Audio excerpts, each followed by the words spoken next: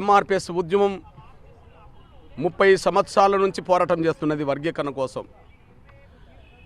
ఈ విజయం కోసమే 30 ఏళ్ళ తపనతో కూడిన పోరాటం జరిగింది.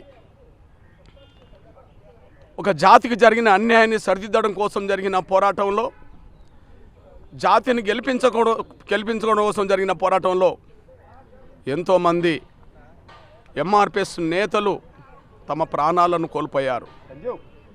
వారికి ఈనాటి విజయాన్ని అంకితమిస్తున్నాం. 30 ఏళ్ళుగా అలుపెరగని పోరాటం చేస్తూ వచ్చిన, కష్టాలు వచ్చినా, బాధలు వచ్చినా, దెబ్బలు తగిలినా, జైలు పాలైనా, నిందలు పడ్డా, ఎన్ని రకాలుగా అవాంతరాలు అడ్డంకులు ఎదురైనా మొక్కవోని దీక్షతో, అకటింత పట్టుదలతో 30 ఏళ్ళుగా ఉద్యమాన్ని ముందుకు నడిపించిన